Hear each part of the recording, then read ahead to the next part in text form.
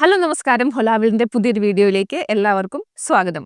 ഇന്നത്തെ വീഡിയോയിൽ നമ്മൾ ഡിസ്കസ് ചെയ്യാനായിട്ട് പോകുന്നത് യുകെയിലെ മാസ്റ്റേഴ്സ് ബൈ റിസർച്ച് പ്രോഗ്രാമിനെ കുറിച്ചാണ്.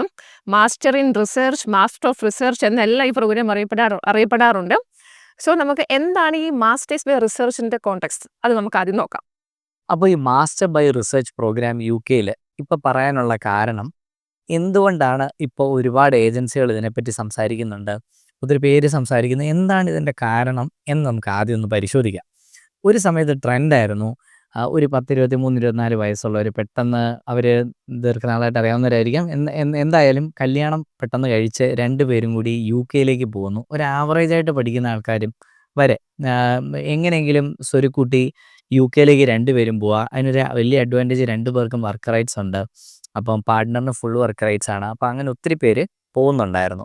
അപ്പോൾ ആ ഒരു പരിപാടിക്ക് അത് സ്റ്റോപ്പായി അല്ലേ. യു.കെയിൽ അങ്ങനെ പാർട്ട്ണറിനെ കൊണ്ടുപോകാൻ പറ്റുന്ന ഒരു പരിപാടി സ്റ്റോപ്പായി. അപ്പോൾ അതിന് ബദലായിട്ട് എന്ത് ചെയ്യും എന്നുള്ളതിന് ഒരു സൊല്യൂഷനായിട്ടാണ് മാസ്റ്റർ ബൈ റിസർച്ച് കുട്ടികൾ ഡിസ്കസ് ചെയ്യാനും ഏജൻസികൾ പറയാനും ഒക്കെ തുടങ്ങിയത്. അപ്പോൾ മാസ്റ്റർ ബൈ റിസർച്ചിനെ പറ്റി നമുക്ക് ഒരുപാട് എൻക്വയറീസ് വരാറുണ്ട്. അപ്പോൾ എന്തിനാണ് അത് ഒന്ന് ഡിസ്കസ് ചെയ്യാം, എന്താണ് അതിൻ്റെ ഒരു ഇമ്പോർട്ടൻസ്, എന്താണ് അതിൻ്റെ ഒരു ഡിസഡ്വാൻറ്റേജ്, ഇതൊക്കെയാണ് ഈ വീഡിയോയിൽ പറയാൻ പോകുന്നത്. അപ്പോൾ PhD ആസ്പിറൻസിന് വേണ്ടിയിട്ടുള്ളൊരു ടൈലേർഡ് പ്രോഗ്രാമാണ് മാസ്റ്റേഴ്സ് ബൈ റിസർച്ച് എന്ന് പറയുന്നത്. ഇത് wide range of specialisations available ആണ്. Like business, engineering, IT, health, അങ്ങനെ ഏത് ഫീൽഡിലേക്ക് വേണമെങ്കിലും PhD ചെയ്യാൻ ആഗ്രഹിക്കുന്നവർക്ക് ഉള്ള ഒരു ആദ്യത്തെ ചവിട്ടുപടിയാണ് ഈ മാസ്റ്റേഴ്സ് ബൈ റിസർച്ച് എന്ന് പറയുന്ന പ്രോഗ്രാം. 1 to 2 years ആയിരിക്കും ഇതിൻ്റെ ഡ്യൂറേഷൻ. അപ്പോൾ സാധാരണ മാസ്റ്റേഴ്സ് പ്രോഗ്രാംസ് പോലെ ക്ലാസ്സിൽ ഒരു ട്യൂട്ടർ വരിക, പഠിപ്പിക്കുക, അങ്ങനത്തെ ഒരു കൺസെപ്റ്റ് അല്ല ഇവിടെ.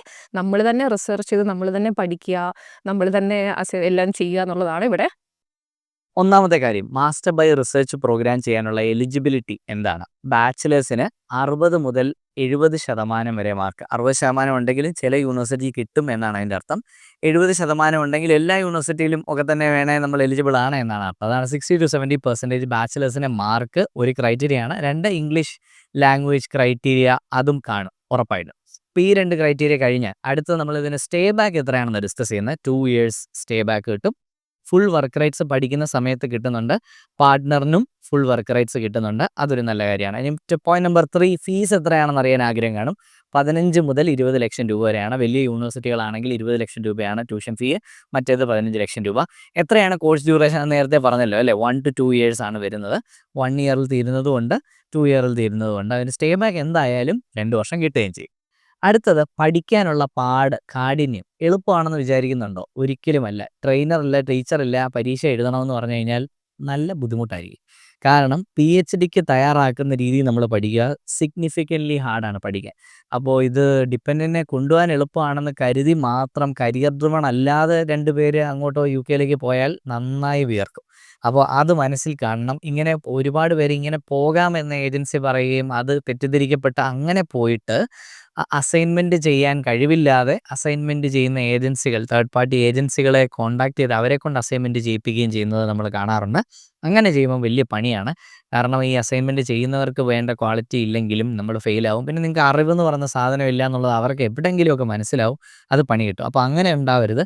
പഠിക്കാൻ ശരിക്കും താല്പര്യത്തോടെ കപ്പാസിറ്റിയും കേപ്പബിലിറ്റിയും ഉള്ളവരെ മാസ്റ്റർ ബൈ റിസർച്ച് ചെയ്യാൻ UK പോകാവുള്ളൂ, അല്ലേ പണി കിട്ടും. ഇനി അവസാനമായിട്ട് ഒരു കാര്യം കൂടെ പറഞ്ഞോട്ടെ. ചേഞ്ച് ഓഫ് പ്രോഗ്രാം നടക്കുകയില്ല.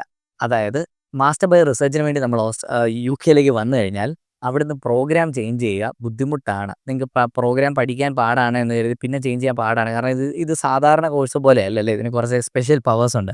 ഡിപ്പെൻഡിനെയൊക്കെ കൊണ്ടുവരാൻ കുറച്ചുകൂടെ മച്ചുവേർഡ് ആയിട്ടുള്ള ആൾക്കാരാണ് ഇതിന് വരുന്നതെന്ന് കാണുന്നത്. അവർ കോഴ്സ് ചേഞ്ചിന് ശ്രമിച്ചു കഴിഞ്ഞാൽ കോംപ്ലിക്കേഷൻ കൂടുതലാണ്, മാറാൻ വലിയ ബുദ്ധിമുട്ടാണ്. അപ്പോൾ ആ ഒരു മൈൻഡുമായിട്ട് വരണ്ട. പഠിക്കാനായിട്ട് തന്നെ തീരുമാനിച്ചിട്ടുള്ളവരാണ് master by research UK choose ചെയ്യേണ്ടത്.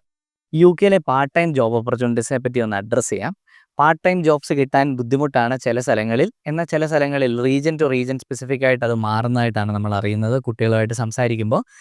എന്നിരുന്നാലും കുറച്ച് നമ്മൾ ഫോക്കസ്ഡ് ആയിട്ട് ജോബിന് അപ്ലൈ ചെയ്ത് കഴിഞ്ഞാൽ ജോബ് കിട്ടാഴികയില്ല. പക്ഷേ ചില ഏരിയാസിൽ കുറച്ചുകൂടെ എളുപ്പമാണ്, ചില ഏരിയാസിൽ നല്ല ബുദ്ധിമുട്ടാണ് എന്നാണ് നമ്മൾ മനസ്സിലാക്കുന്നത്. അപ്പോൾ നിങ്ങൾ പോകുന്ന ഏരിയയെ പറ്റി ഒന്ന് റിസർച്ച് ചെയ്തിട്ട് പാർട്ട് ടൈം ജോബ്സിനെയൊക്കെ പറ്റി നിങ്ങൾക്ക് ഒരു ഐഡിയ കിട്ടുന്നതായിരിക്കും.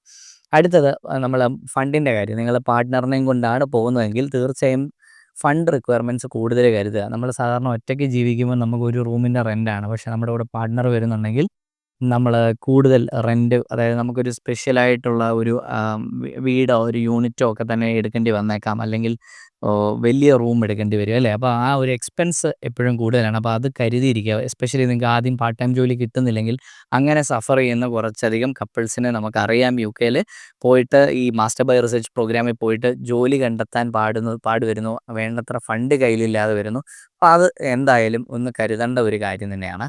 അടുത്തതായിട്ട് നിങ്ങൾ പഠിക്കുന്ന ഫീൽഡിൽ തന്നെ പാർട്ട് ടൈം ചെയ്യാൻ പറ്റുവാണ്, അതായത് നിങ്ങൾ എന്തിലാണോ വർക്ക് ചെയ്യാൻ ആഗ്രഹിക്കുന്നത് അതിൽ തന്നെ പാർട്ട് ടൈം കിട്ടുവാണെങ്കിൽ, കാരണം മാസ്റ്റർ ബൈ റിസർച്ച് കുറച്ച് മെച്ചുവേർഡ് ആയിട്ടുള്ള ആൾക്കാർ ചെയ്യുന്നതായതുകൊണ്ട് തന്നെ നമുക്ക് പഠിച്ച ഫീൽഡിൽ തന്നെ, അല്ലെ പഠിക്കാൻ പോകുന്ന ഫീൽഡിൽ അവിടെ തന്നെ ജോലി കിട്ടാനുള്ള സാധ്യതയൊക്കെ ഉണ്ട്.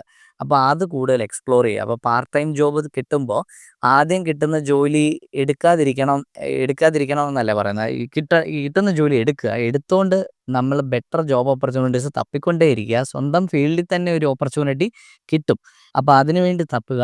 അത് കിട്ടിക്കഴിഞ്ഞാൽ നിങ്ങൾക്ക് പ്ലേസ്ഡ് ആവാൻ, ജോലി കിട്ടാനുള്ള സാധ്യത വളരെ കൂടുതലാണ്. അതുപോലെ നാട്ടിൽ എക്സ്പീരിയൻസ് ഉള്ളവരാണെങ്കിൽ, നിങ്ങളിപ്പം വർക്ക് ചെയ്യാൻ ആഗ്രഹിക്കുന്ന മേഖലയിൽ നിങ്ങൾക്ക് നാട്ടിൽ നിന്ന് എക്സ്പീരിയൻസ് ഉള്ളവരാണെങ്കിൽ നിങ്ങളെ സ്പോൺസർ ചെയ്യാനുള്ള സാധ്യത വളരെ കൂടുതലുമാണ്.